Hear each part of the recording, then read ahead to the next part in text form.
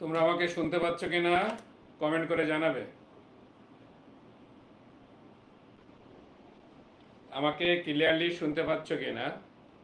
আমি এখনো ক্যামেরার সামনে আসি নাই, শুধু তোমরা বলো যে আমাকে ক্লিয়ারলি শুনতে পাচ্ছ।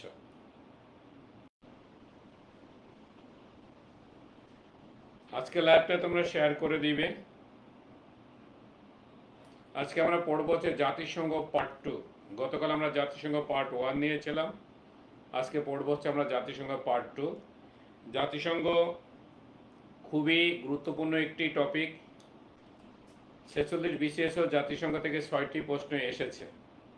সো বলা চলে বিসিএসও এমন কোনো পরীক্ষা নেই যেখানে জাতিসংঘ থেকে প্রশ্ন আসে না, যে কারণে জাতিসংঘের উপরে টোটাল 3টা ক্লাস রেখেছি।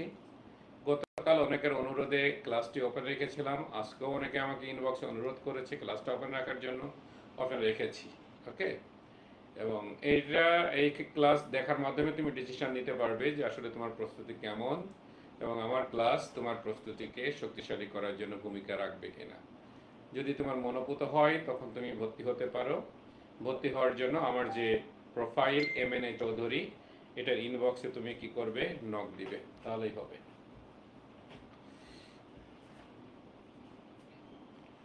আচ্ছা, আমাকে শুনতে পাচ্ছ?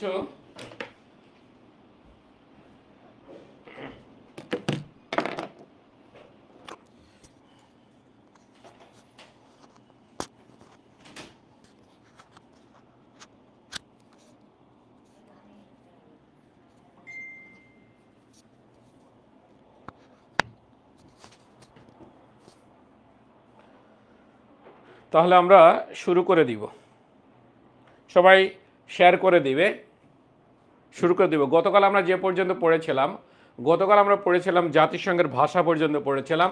আজকে শুরু করব আমরা জাতিসংঘ।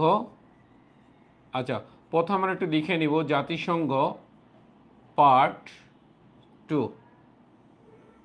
ওকে, আমরা শিরোনাম দিয়ে নিব জাতিসংঘ শান্তিরক্ষা মিশন, শান্তিরক্ষা মিশন ও বাংলাদেশ।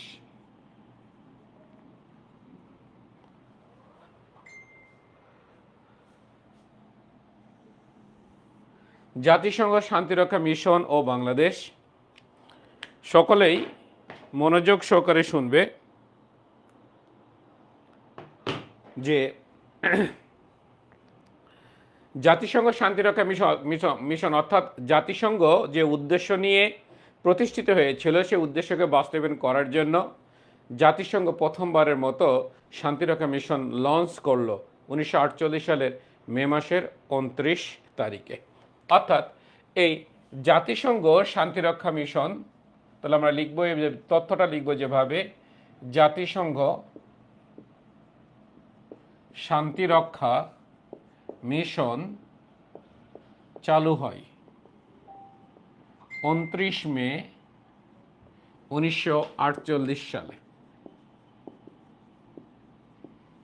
29 মে 1948 সালে প্রথম শান্তি মিশনটির নাম ছিল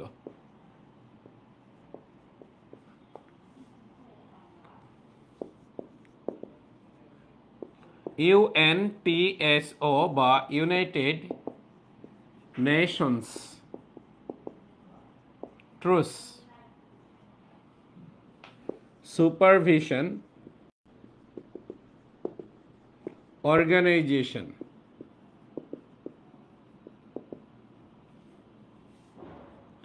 29 মে জাতিসংঘ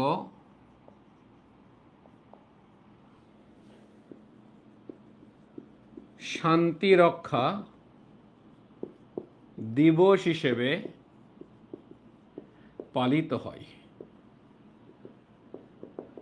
29 মে জাতিসংঘ শান্তিরক্ষা দিবস হিসেবে পালিত হয়। এখানে একটু খেয়াল করবে, আমরা জানি যে প্যালেস্টাইনের বুকে ইহুদিদের জন্য একটি রাষ্ট্র প্রতিষ্ঠা করার লক্ষ্যে 2 নভেম্বর 1917 সালে ব্রিটিশ সরকার কর্তৃক যে ঘোষণা দেওয়া হয়েছিল, দ্যাট ওয়াজ বেলফোর ডিক্লারেশন বা বেলফোর ঘোষণা।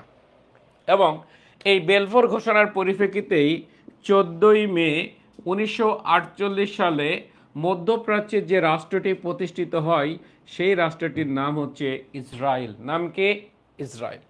কিন্তু ইসরায়েল রাষ্ট্রকে কোনোভাবেই প্যালেস্টাইনের বুকে আরব বিশ্বের দেশগুলো, ইরাক বলো, সিরিয়া বলো, জর্ডান বলো, মিশর বলো, লিবিয়া বলো, লেবানন বলো, এরা কোনোভাবেই কেউ মেনে নিচ্ছে না। যে কারণে আরব বিশ্বের দেশগুলো ঐক্যবদ্ধ হয়ে ইসরায়েলকে আক্রমণ করে 15ই মে 1948 সালে। যখন 15ই মে 1948 সালে ইসরায়েলকে আক্রমণ করলো, এই আক্রমণের মধ্য দিয়েই 15ই মে 1948 সালে আরব বিশ্বের দেশগুলোর সাথে ইসরায়েলের যে যুদ্ধ বেঁধে গেল, এই যুদ্ধের নাম হচ্ছে প্রথম আরব ইসরায়েল যুদ্ধ। এবং এই যুদ্ধের প্রেক্ষাপটে জাতিসংঘ প্রথমবারের মতো যে শান্তিরক্ষা মিশন পরিচালনা করলো, সেই শান্তিরক্ষা মিশনের নামই হচ্ছে ইউএনটিএসও বা United Nations truth supervision organisation. United Nations truth supervision organisation. এটা কখন পরিচালনা করেছিল? 29 মে। যে কারণে 29 মে জাতিসংঘ শান্তিরক্ষা দিবস হিসেবে কি হচ্ছে? পালন করা হচ্ছে প্রতি বছর। সবাই ক্লিয়ার কিনা? এখানে এতটুকুতে সকলেই ক্লিয়ার কিনা? এতটুকুতে সকলেই ক্লিয়ার? আচ্ছা, ওকে।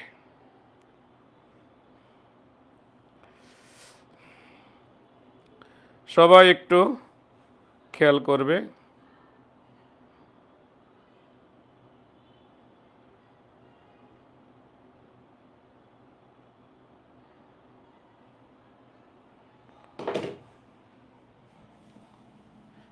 এটা হচ্ছে জাতিসংঘ শান্তিরক্ষা মিশন নিয়ে প্রথম কথা। দ্বিতীয় কথা হচ্ছে যে, খেয়াল করো, বাংলাদেশ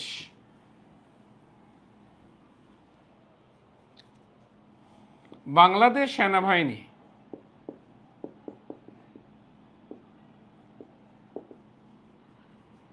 শান্তি মিশনে প্রথম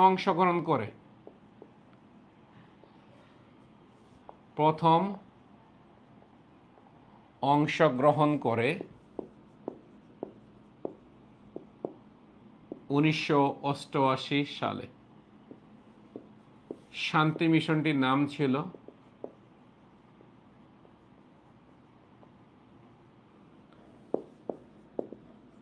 ইউনিমগ বা ইউনাইটেড নেশনস ইরান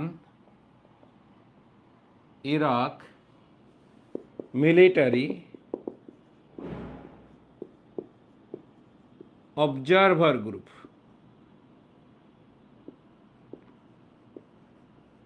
ওকে, দেখো, সম্ভবত 43 BCS বা 44 BCS একটা প্রশ্ন আসছিল, সেটা কি? ইরাক ইরান যুদ্ধ বিরতি তদারকিতে নিম্নে যে শান্তিরক্ষা মিশনটি পরিচালনা করা হয়েছিল তার নাম কি? তার নাম হচ্ছে ইউনিমগ বা United Nations Iran Iraq military observer group. খেয়াল করবে, আমরা জানি যে ইরাকের ভিতর দিয়ে দুইটা নদী প্রবাহিত হয়েছে, যার একটা নদীর নাম হচ্ছে ইউফ্রেটিস আর একটা নদীর নাম হচ্ছে টাইগ্রিস। একটা নাম হচ্ছে ইউফ্রেটিস আর একটা নাম কি? টাইগ্রিস। এবং এই দুটা নদী মিলিত হয়েছে কোথায়? পারস্য উপসাগরে। এবং এই দুই নদীর মিলিত জলধারার নাম হচ্ছে সাত ইল আরব। সাত ইল আরব। সাত ইল আরব হচ্ছে আরবি শব্দ, যার অর্থ হচ্ছে আরবদের নদী। এই সাত ইল আরবের উপরে মালিকানা প্রতিষ্ঠা করতে চাই ইরাকও, মালিকানা প্রতিষ্ঠা করতে চাই ইরানও, মালিকানা প্রতিষ্ঠা করতে চাই।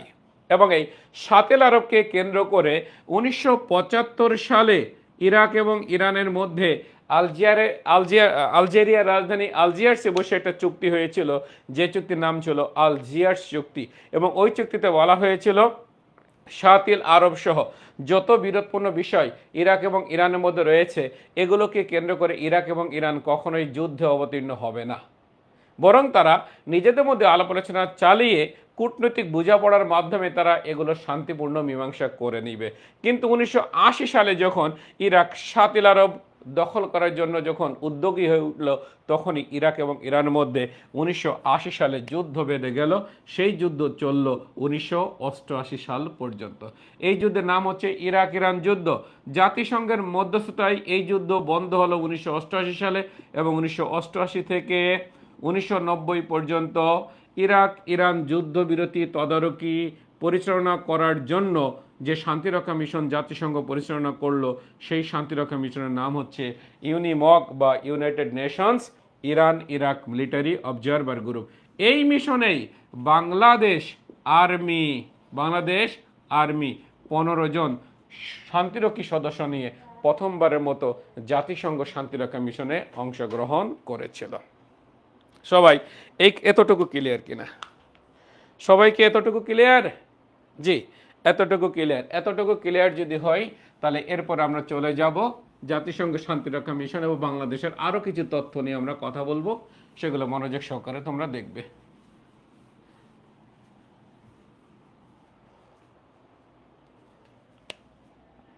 বাংলাদেশ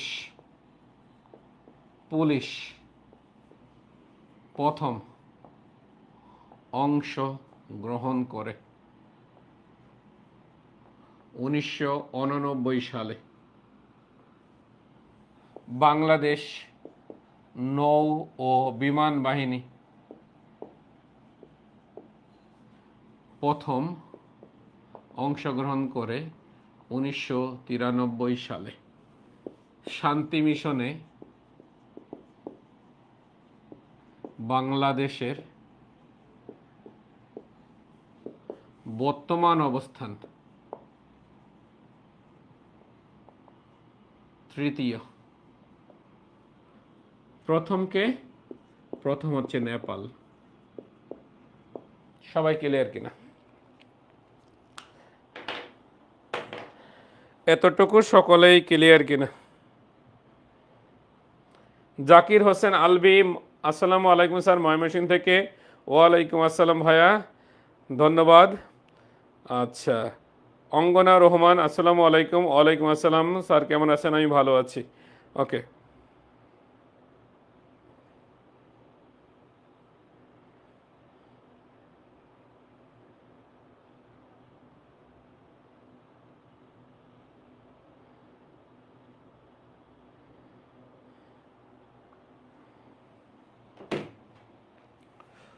এরপরে আমরা আরেকটি শিরোনাম দিব, জাতিসংঘের মূল অঙ্গ সংগঠন সমূহ।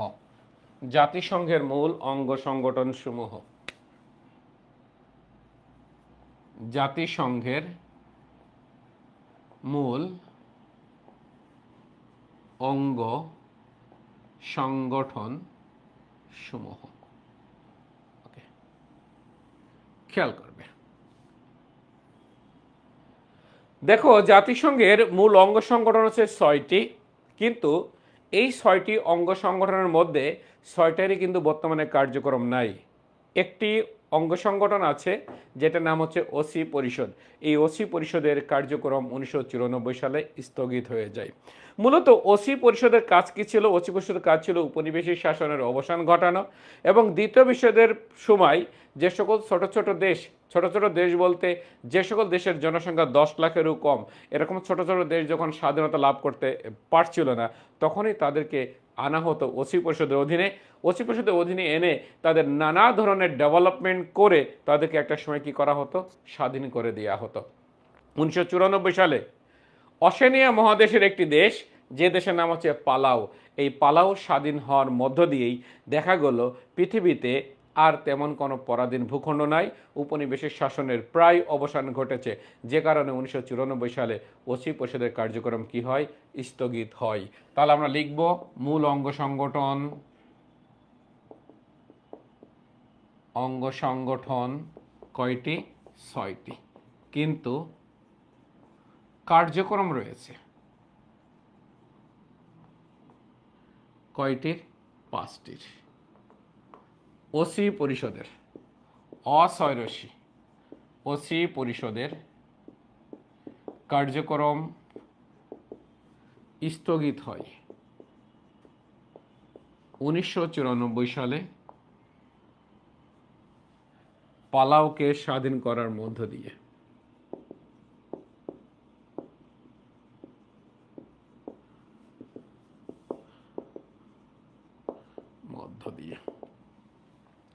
তাহলে তোমাকে যদি প্রশ্ন করা হয় জাতিসংঘের মূল অঙ্গ সংগঠন কয়টি, উত্তর দিবে 6টি। যদি প্রশ্ন করা হয় বর্তমানে জাতিসংঘের কোন অঙ্গ সংগঠনটির কার্যক্রম নাই, উত্তর দিবে ওসি পরিষদের। ওসি পরিষদের কার্যক্রম কত সালে স্থগিত হয়ে যায়, 1994 সালে। ওসি পরিষদ থেকে স্বাধীনতা লাভ করি সর্বশেষ দেশের নাম কি, এই প্রশ্ন যদি করে তখন তুমি উত্তর দিবে কি, পালাও। আরেকটি প্রশ্ন হয় এইখান থেকে, নিম্নের কোনটি জাতিসংঘের মূল অঙ্গ সংগঠন বা মূল অঙ্গ সংগঠন নয়, নিচের কোনটি জাতিসংঘের মূল অঙ্গ সংগঠন বা মূল অঙ্গ সংগঠন নয়। তাহলে মূল অঙ্গ সংগঠন কয়টা, 6টা। এই 6টার নাম আমরা এখন লিখে নিব, যার একটার নাম কি সাধারণ পরিষদ, আর একটার নাম কি নিরাপত্তা পরিষদ, আর একটার নাম কি আন্তর্জাতিক আদালত, আন্তর্জাতিক আদালত, আর একটার নাম কি, আর একটা নাম হচ্ছে অর্থনৈতিক ও সামাজিক পরিষদ, অর্থনৈতিক ও সামাজিক পরিষদ। 5 নাম্বার। আর একটার নাম কি জাতিসংঘ সচিবালয়, জাতিসংঘ সচিবালয়। আর একটার নাম কি ওসি পরিষদ। এই হচ্ছে জাতিসংঘের 6টি মূল অঙ্গ সংগঠন। পরীক্ষাতে কিন্তু প্রশ্ন হয় নিচের কোনটি জাতিসংঘের মূল অঙ্গ সংগঠন বা মূল অঙ্গ সংগঠন নয়, এই প্রশ্ন কিন্তু পরীক্ষাতে হয়ে থাকে। তাহলে আমাদের এখন কাজ দেখো, তাহলে এখন কার্যক্রম নাই কোনটার, কার্যক্রম নাই হচ্ছে এই অঙ্গ সংগঠনটির। তাহলে আমাদের কাজ হচ্ছে এখন সাধারণ পরিষদ, নিরাপত্তা পরিষদ, আন্তর্জাতিক আদালত, অর্থনৈতিক সামাজিক পরিষদ, জাতিসংঘ সচিবালয়, এগুলো ধরে ধরে কথা বলা শুরু করব। যে পরিষদ নিয়ে আলোচনা এখন, সেই পরিষদের নাম হচ্ছে জাতিসংঘ সাধারণ পরিষদ। সবাই ক্লিয়ার কিনা? এ পর্যন্ত সকলেই ক্লিয়ার কিনা? আমাকে একটু কমেন্ট করে জানাবে এখন আজকে সেকেন্ড দিন যে পর্যন্ত আলোচনা করলাম এ পর্যন্ত ক্লিয়ার কিনা।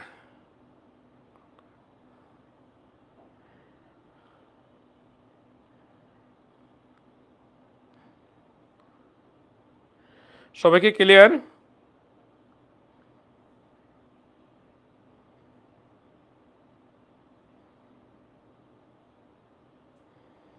সবাইকে ক্লিয়ার?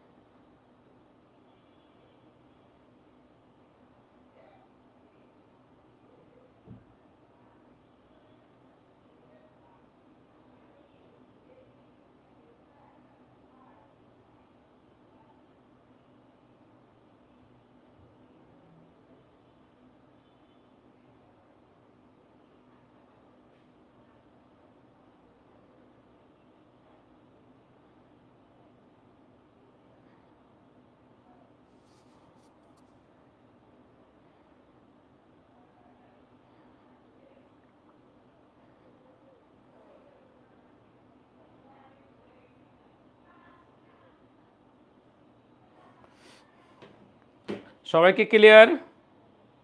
তোমরা তো কমেন্ট মনে হয় কিছু করতেছ না। ক্লিয়ার? ওকে।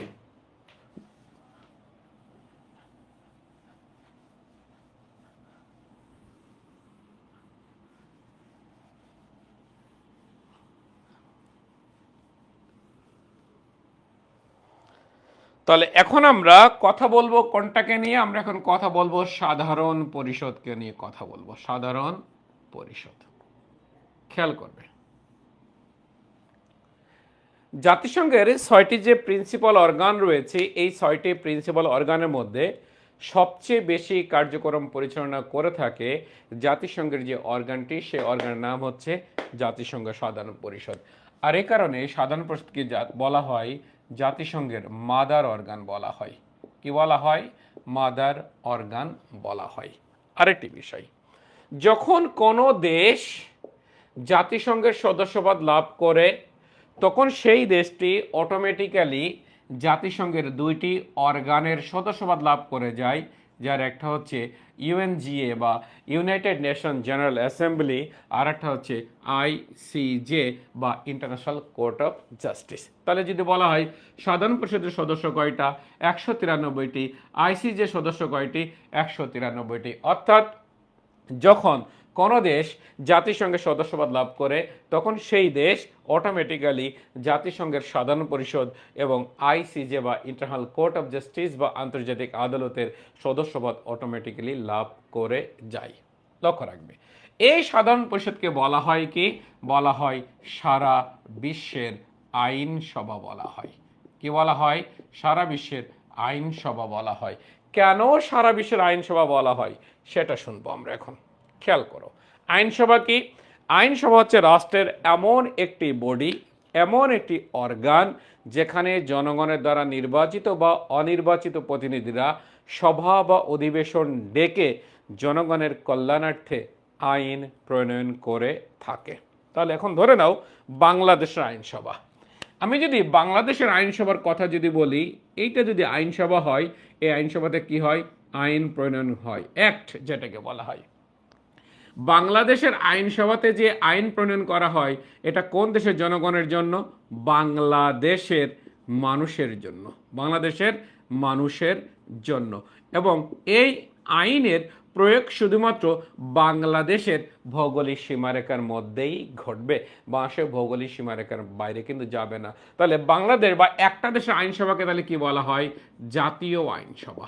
জাতীয় আইনসভা, কারণ সেই দেশের আইনসভা সেই দেশের জনগণের জন্য আইন প্রণয়ন করে। কিন্তু সাধারণ পরিষদকে বলা হচ্ছে কি? সারা বিশ্বের আইনসভা। তাহলে অবশ্যই সাধারণ পরিষদ সারা বিশ্বের মানুষের জন্য আইন প্রণয়ন করে থাকে, এবং সেটা কি? অবশ্যই আন্তর্জাতিক আইন। দেখো খেয়াল করো, আইন বা বিধান।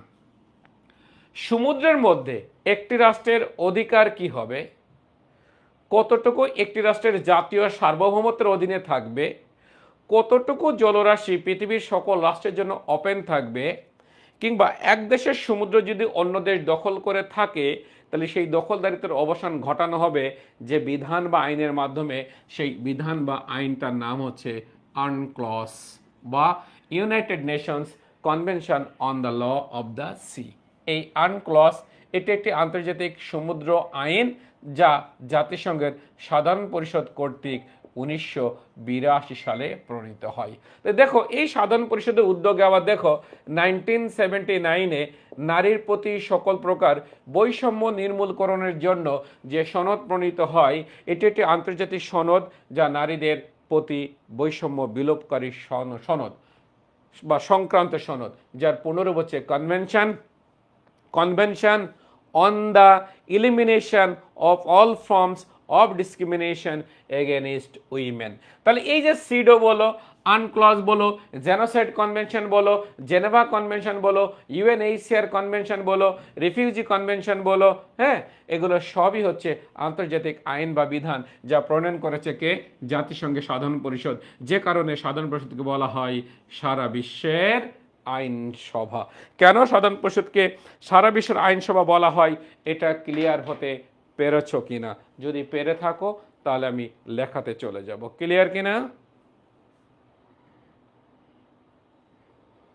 ক্লিয়ার কিনা?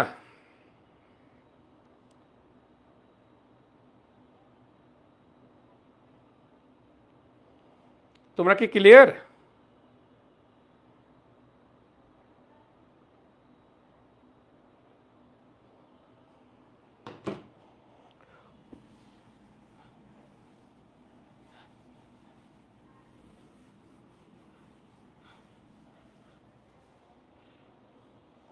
ওকে, তাহলে আমরা এখন লেখা শুরু করব।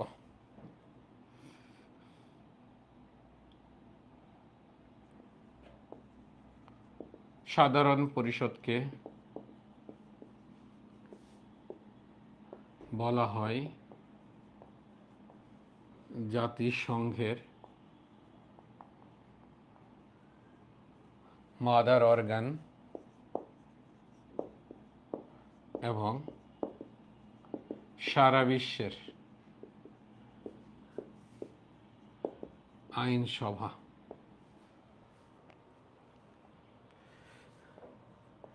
জাতিসংঘের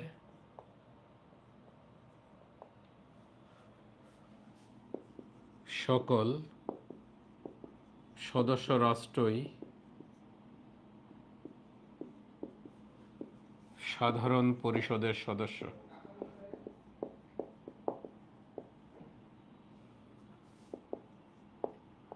প্রতি বছর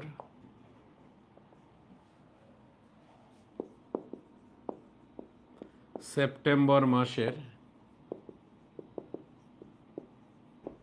তৃতীয় মঙ্গলবার সাধারণ পরিষদের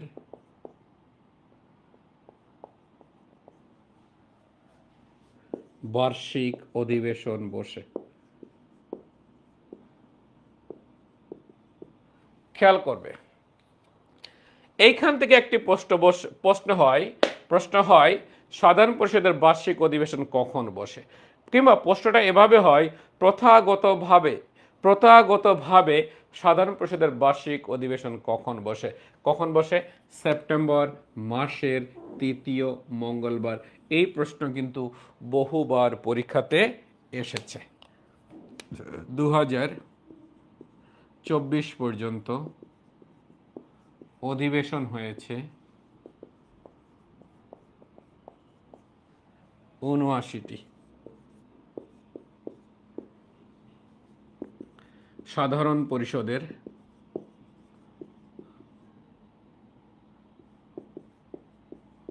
প্রথম অধিবেশন বসে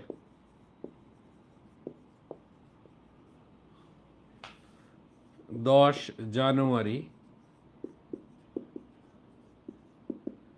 1946 সালে লন্ডনের ওয়েস্ট মিনিস্টার হলে।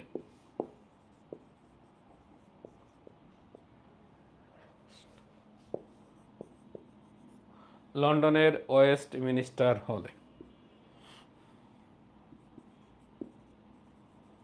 সাধারণ পরিষদের অধিবেশনে একটি সদস্য দেশ হতে একটি সদস্য দেশ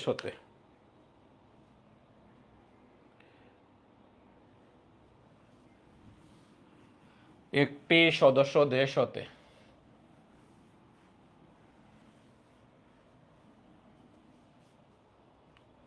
সর্বোচ্চ 5 জন প্রতিনিধি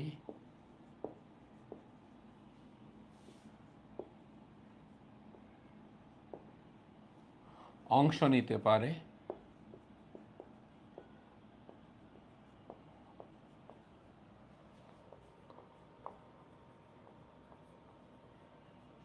কিন্তু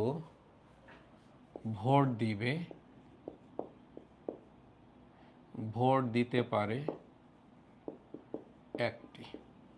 এখানে একটু খেয়াল করবে, সেটা হলো যে সাধারণ পরিষদের যখন অধিবেশন বসবে, যেমন 2025 সালে সাধারণ পরিষদের যে অধিবেশনটা বসবে নিউ ইয়র্কে জাতিসংঘের সদর দপ্তরে, ওই অধিবেশনে একটি সদস্য দেশ হতে সর্বোচ্চ 5 জন প্রতিনিধি বসতে পারবে। কিন্তু কোনো একটি প্রস্তাব যখন উঠবে তখন সেই প্রস্তাবের ব্যাপারে একটা সদস্য দেশ একটা ভোটই দিতে পারবে, তার বেশি কিন্তু দিতে পারবে না। যেমন ধরে নাও বর্তমানে যে ইরান ও ইসরায়েলের মধ্যে যে যুদ্ধ চলছে, এই যুদ্ধ যদি প্রলম্বিত হয়, দীর্ঘদিন ধরে যদি চলে, তাহলে আমরা দেখতে পাবো হয়তোবা আগামী জাতিসংঘের যে অধিবেশনটা বসবে সেখানে হয়তোবা প্রস্তাব উঠবে, সেই যে কোনো একটা ইস্যু নিয়ে প্রস্তাব উঠবে। এই প্রস্তাবে হয়তোবা আমরা যদি বাংলাদেশের কথা যদি বলি, বাংলাদেশ থেকে ওই অধিবেশনে কিন্তু 5 জন বসছিল, বাট ওই প্রস্তাবে ভোট দিতে পারবে বাংলাদেশ কয়টা? একটা ভোট দিতে পারবে। অর্থাৎ এক দেশ এক ভোট, হয় ভোট প্রস্তাবের পক্ষে দিবে কিংবা বিপক্ষে দিবে, কিংবা দেশটি চাইলে ওই ভোটদান থেকে কি থাকতে পারবে? বিরত থাকতে পারবে। তাহলে একটা দেশ থেকে অধিবেশনে কয়জন বসতে পারে? 5 জন বসতে পারে, কিন্তু ভোট দিতে পারে কয়টি? ভোট দিতে পারে একটি। ওকে, সাধারণ পরিষদের সভাস্থলের নাম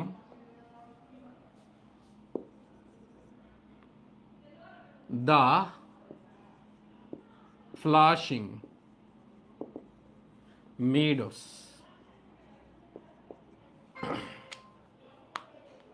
এখন আসো, এই যে সাধারণ পরিষদের অধিবেশন হয়েছে, এখন পর্যন্ত যত অধিবেশন হয়েছে, এই অধিবেশনগুলোর মধ্যে কয়েকটি অধিবেশন, বিশেষ করে দুইটা অধিবেশনের সাথে বাংলাদেশের রিলেশন রয়েছে, যার মধ্যে একটা হচ্ছে 29তম অধিবেশন। তাহলে আমরা লিখবো এভাবে, 29তম অধিবেশন 1974, লিখে আন্ডারলাইন করব। এই অধিবেশনের মাধ্যমে বাংলাদেশ জাতিসংঘের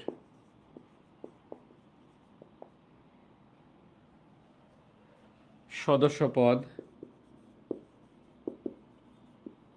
লাভ করেছিল এবং বঙ্গবন্ধু প্রথম ব্যক্তি হিসেবে এই অধিবেশনে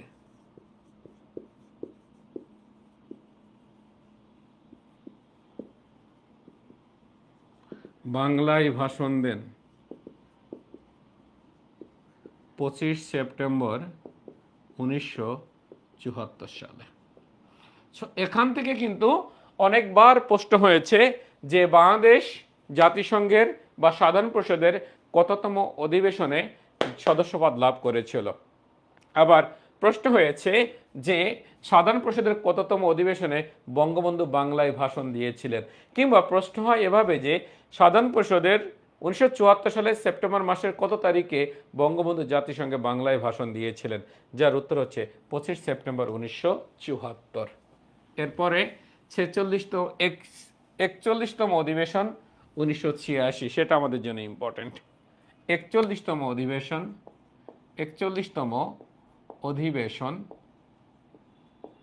1986। ওকে, এই অধিবেশনে সভাপতি ছিল বাংলাদেশ।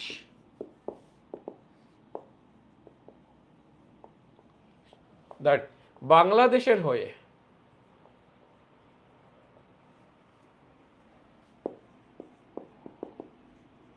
এই অধিবেশনে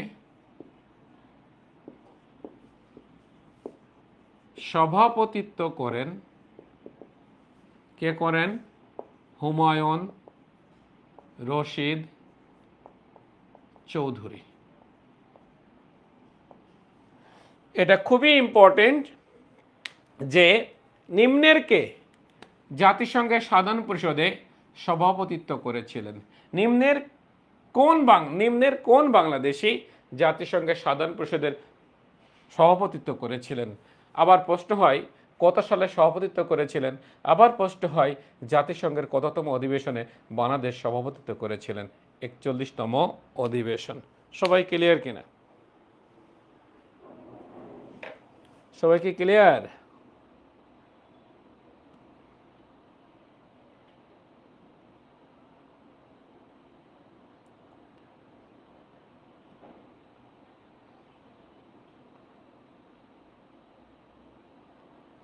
ওকে, আমাদের সাধারণ পরিষদের আলোচনা শেষ। আমরা এখন চলে যাব কোথায়? চলে যাব নিরাপত্তা পরিষদে।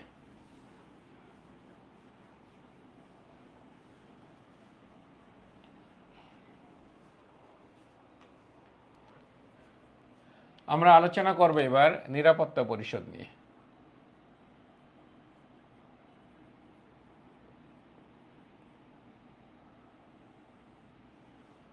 ওকে, খেয়াল করবে, প্রথমে আগে নিরাপত্তা পরিষদ দিয়ে আলোচনা শুনবে, দেন আমি তারপরে লিখাই দেব। খেয়াল করবে, এই যে নিরাপত্তা পরিষদ, এই নিরাপত্তা পরিষদের আর এক নাম হচ্ছে স্বস্তি পরিষদ। আর একটা নাম কি? স্বস্তি পরিষদ।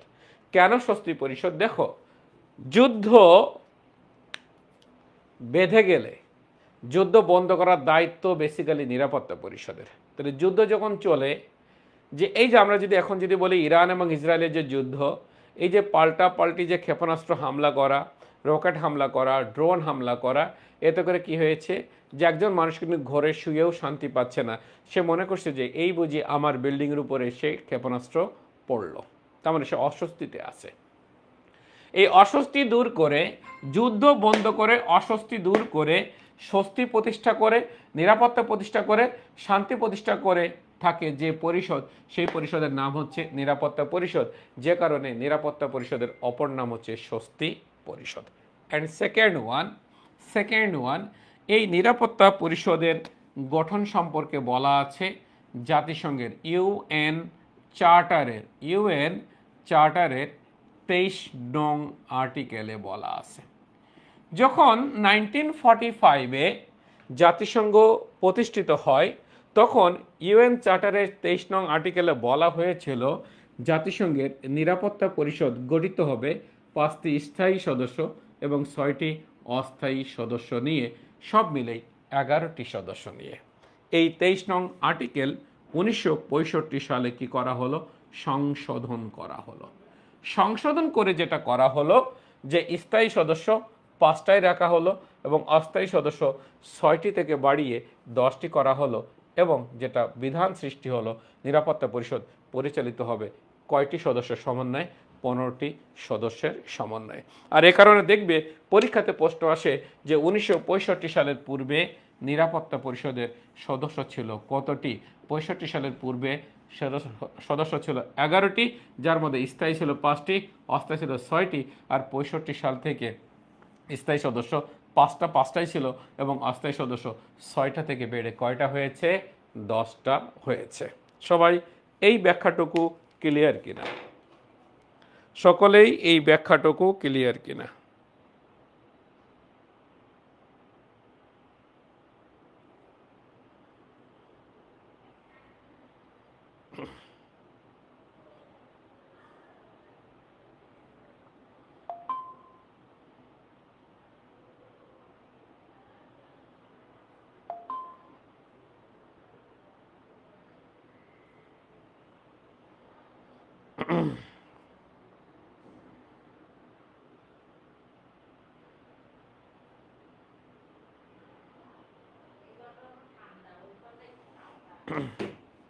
ওকে, তোমরা যেহেতু ক্লিয়ার হয়েছো, তাহলে এখানে আমাদের কাজ হচ্ছে নিরাপত্তা পরিষদের তথ্যগুলো রাইট ডাউন করা। হ্যাঁ, সবাই তথ্যগুলো রাইট ডাউন করবে। আমি প্রথম যতটুকু বোঝানো ততটুকু বুঝিয়ে দিয়েছি, এবার তোমরা তথ্যগুলো রাইট ডাউন করবে। অপেক্ষা করো।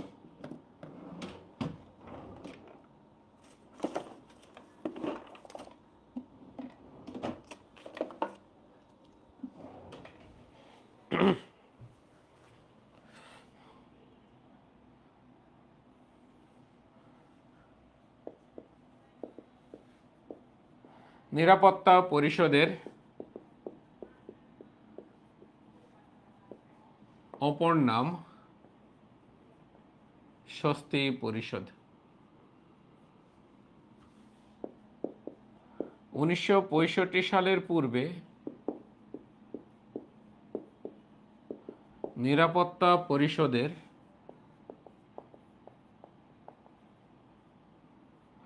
সদস্য ছিল 11টি।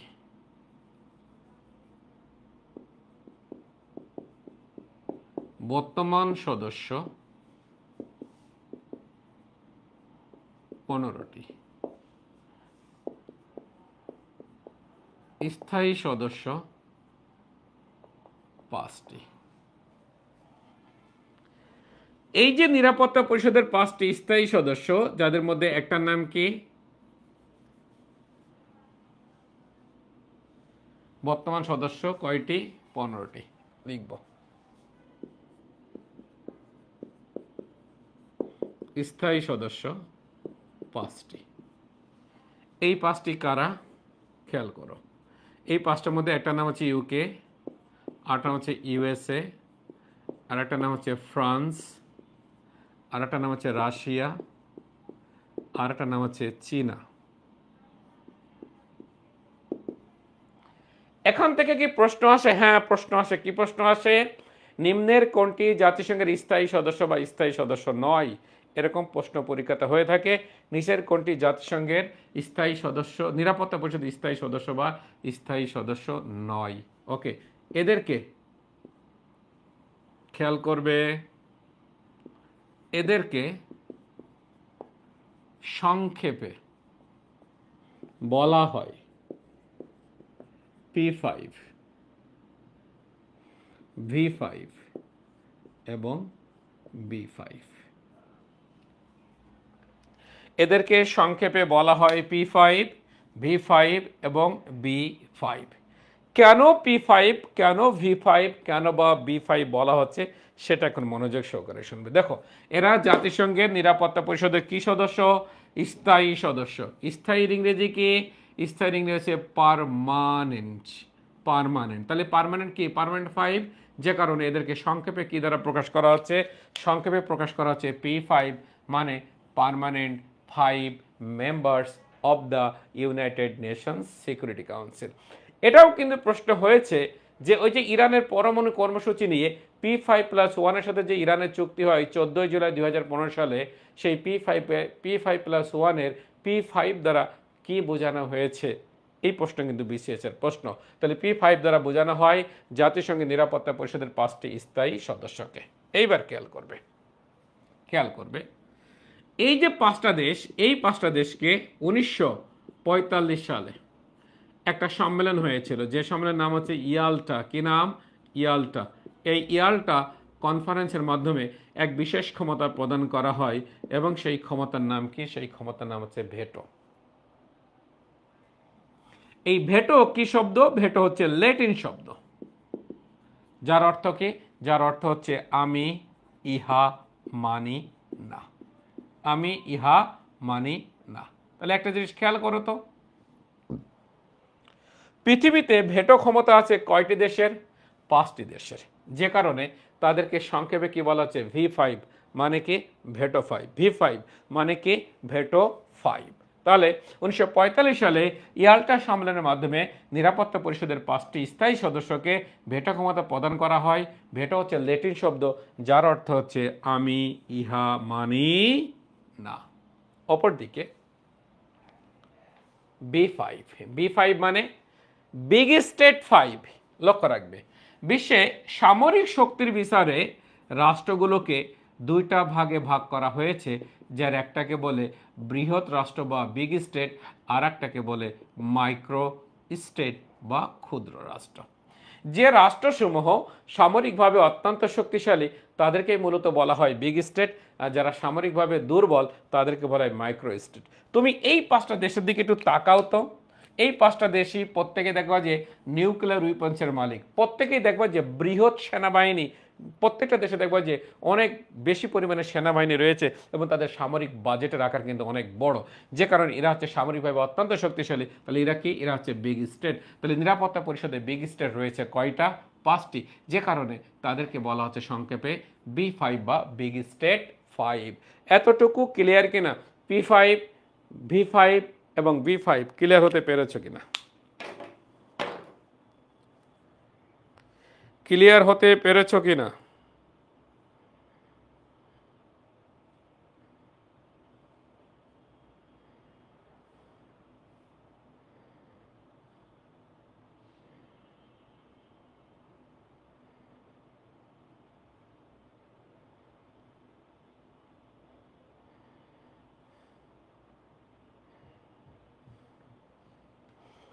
আমি এদিকে লাইভ নিচ্ছি, অপর দিকে আমার কোর্সে ভর্তি হওয়া আর এক শিক্ষার্থী সে নিজে লাইভ নিচ্ছে, যে ভর্তি হয়েছে সেও লাইভ নিচ্ছে। বাহ, কি সুন্দর। হ্যাঁ, আচ্ছা, তোমরা বুঝছো কিনা? যদি বুঝে থাকো তাহলে আমাকে একটু কমেন্ট করে জানাবে। ক্লিয়ার? একদম ক্লিয়ার? তাহলে এই তথ্যগুলো আমি এখন গুছিয়ে তোমাদেরকে লিখে দিই। এই তথ্যগুলো আমি তোমাদেরকে এখন গুছিয়ে লিখে দিই। এ পর্যন্ত আমরা নিশ্চয় লিখছি, তাহলে এখন আমি এখন এটা গুছিয়ে লিখে দিচ্ছি।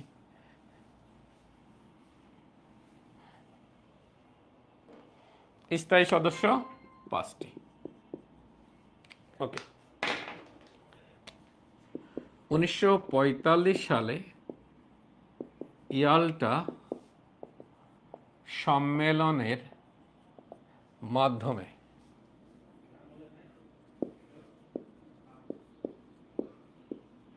এই 5টি দেশকে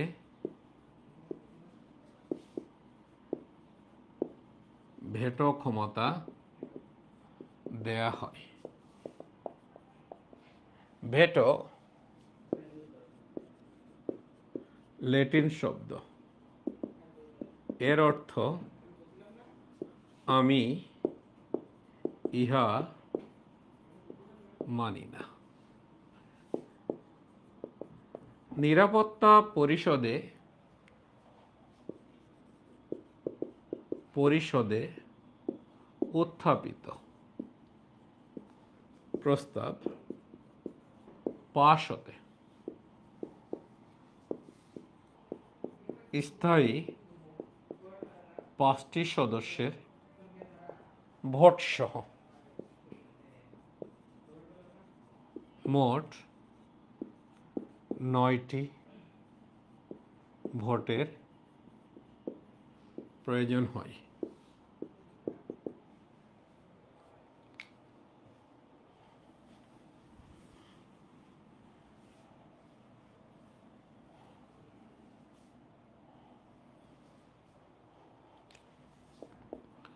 কোন দেশ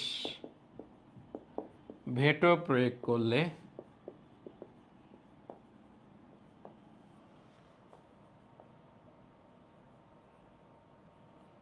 সংখ্যাগরিষ্ঠ ভোট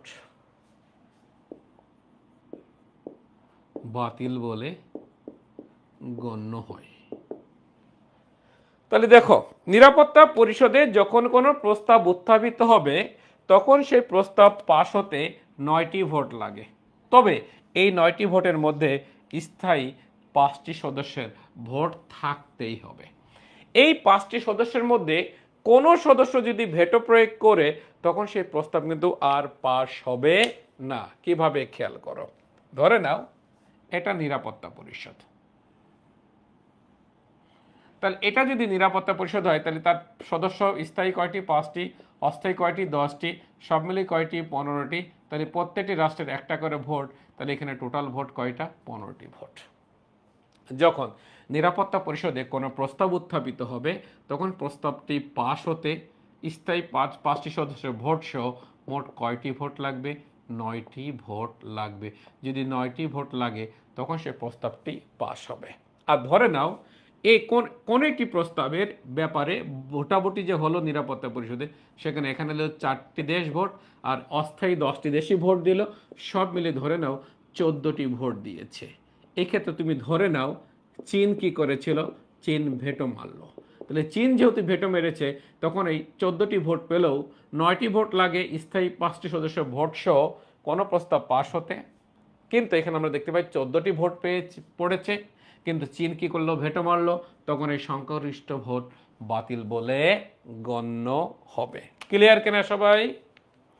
সবাই ক্লিয়ার কিনা? সবাইকে ক্লিয়ার?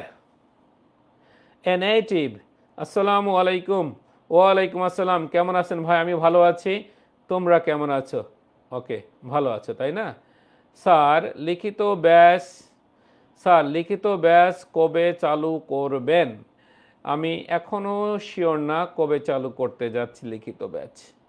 আচ্ছা, কারো কোনো প্রশ্ন থাকলে প্রশ্ন করিও।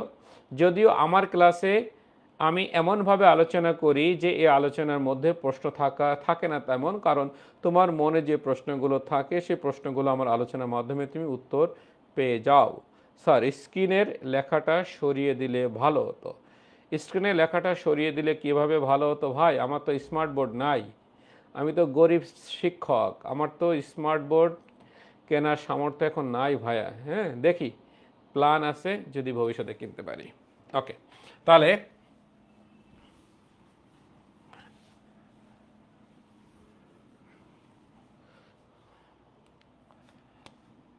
অস্থায়ী সদস্য কয়টি? 10টি।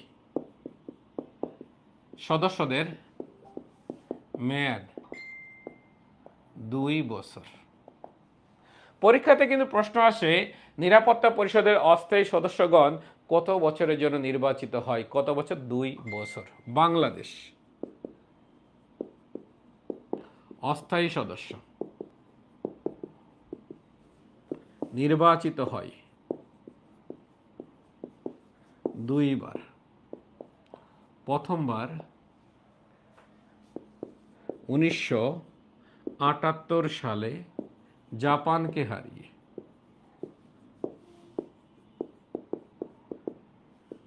দ্বিতীয়বার 1999 সালে বিনা প্রতিদ্বন্দ্বিতায় নিরাপত্তা পরিষদের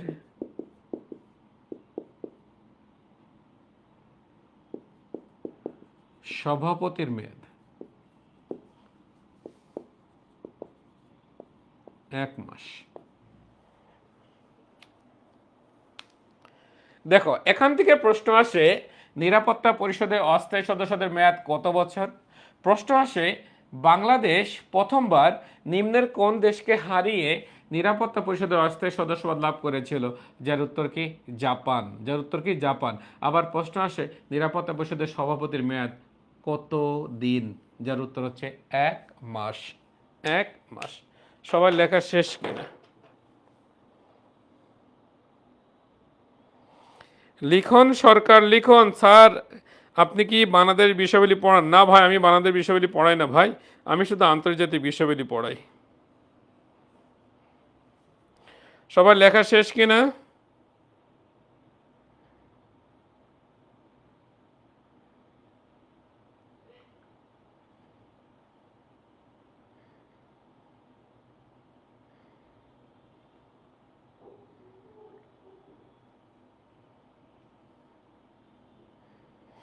সবার লেখা শেষ?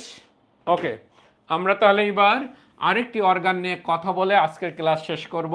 সেই অর্গানের নাম হচ্ছে আন্তর্জাতিক আদালত। আন্তর্জাতিক আদালত নিয়ে কথা বলবো। আন্তর্জাতিক আদালত থেকে কিন্তু আমরা দেখতে পাই 46 BCS কিন্তু প্রশ্ন এসেছে। ওকে, আন্তর্জাতিক আদালত। আন্তর্জাতিক জাতিসংঘের যে অর্গানকে নিয়ে আমরা এখন কথা বলছি সেই অর্গানের নাম হচ্ছে আন্তর্জাতিক আদালত অবলিক বিচারালয়, সংক্ষেপে বলে আইসিজে বা ইন্টারন্যাশনাল কোর্ট অফ জাস্টিস। খেয়াল করুন, এই আন্তর্জাতিক আদালত বেসিক্যালি জাতিসংঘের সদস্যভুক্ত যে দেশগুলো আছে এই দেশগুলোর যে বিভিন্ন ইস্যুকে কেন্দ্র করে যে দ্বন্দ্ব বা বিবাদ বা মামলা বা মোকদ্দমা এগুলো পরিচালনা করে থাকে। অপরদিকে আইসিসি নামক একটি আদালত আছে। আইসিসি, ইন্টারন্যাশনাল ক্রিমিনাল কোর্ট বা আন্তর্জাতিক অপরাধ আদালত। কোনো ব্যক্তি বা গোষ্ঠী যদি গণহত্যা এবং মানবতা বিরোধী অপরাধে লিপ্ত হয় তখন তাদের বিচার করে থাকে আইসিসি। আইসিসি এবং আইসিজে কিন্তু এক না। আইসিজে হচ্ছে জাতিসংঘের অর্গান, আইসিসি কিন্তু জাতিসংঘের অর্গান না, বরং আইসিসি জাতিসংঘের বাইরে সম্পূর্ণরূপে স্বাধীন বা ইন্ডিপেন্ডেন্ট একটি আদালত। শুরুতে বলেছিলাম জাতিসংঘের সকল সদস্যই জাতিসংঘের 2টি অর্গানের সদস্য হয়ে থাকে, যার একটা হচ্ছে সাধারণ পরিষদ আর একটা হচ্ছে আন্তর্জাতিক আদালত। তাহলে আমরা লিখব জাতিসংঘের সকল সদস্যই আন্তর্জাতিক আদালতের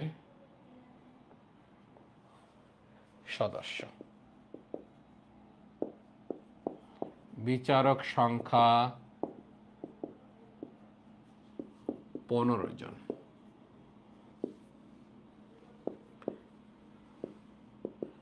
বিচারকদের মেয়াদ 9 বছর। আন্তর্জাতিক আদালতের সদর দপ্তর হেগ শহরে। আন্তর্জাতিক আদালতের বর্তমান প্রেসিডেন্ট।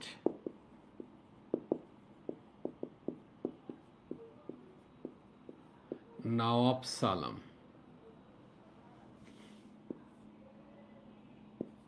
আন্তর্জাতিক আদালতের প্রেসিডেন্টের মেয়াদ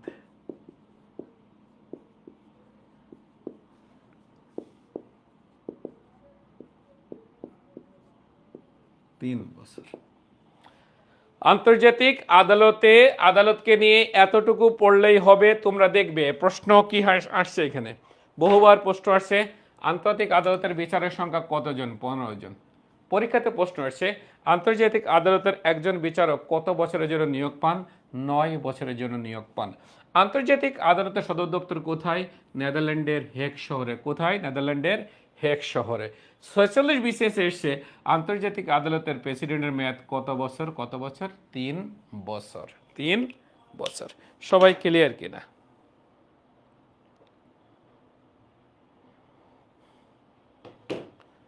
সবাই ক্লিয়ার কিনা? কারো কোনো প্রশ্ন আছে কিনা?